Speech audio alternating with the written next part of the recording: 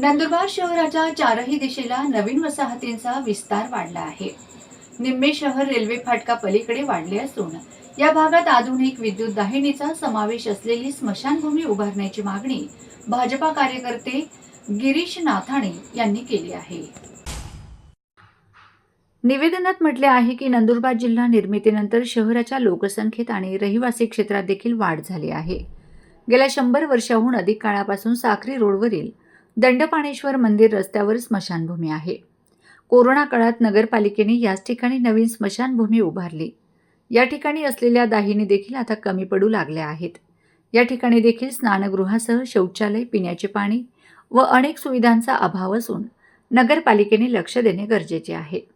संपूर्ण शहरासाठी असलेल्या एकमेव स्मशानभूमीत देखील मोठ्या प्रमाणावर लाकडाचा वापर होत असतो. मात्र यावर पर्याय म्हणून विद्युत दाहिनी उभारण्यात यावी. तसेच रेल्वे फाटकापलीकडील अनेक नागरिकांना स्मशानभूमी लांब अंतरावर पडत असल्याने गैरसोयीचे ठरत आहे. रेल्वे फाटकापलीकडे 1 ते 6 प्रभाग असून वाघोदा, पातोंडा, नळवा शिवारातील तसेच एकतानगर, सिंधी कॉलनी व कोरीट नाका, गुरुकुल भागातील रहिवासी नागरिकांना मयत व्यक्तींच्या अंत्ययात्रेसाठी कसरत करावी लागते. उपनगर पोलीस ठाण्याप्रमाणेच रेल्वे फाटकापलीकडील अनेक वसाहतींसाठी स्वतंत्र नवीन आधुनिक स्मशानभूमी उभारण्याची आवश्यकता आहे. पावसाळ्यात मोठ्या प्रमाणावर अंत्ययात्रेप्रसंगी नागरिकांचे हाल होत असतात. अनेक नातेवाईक बाहेर गावाहून रेल्वे अथवा बसने नंदुरबारला आल्यानंतर रेल्वे फाटकापलीकडे मयताच्या घरी जेमतेम पोहोचतात. मात्र तिथून अंत्ययात्रेसाठी जाताना नागरिकांच्या हाल अपेष्टा होतात.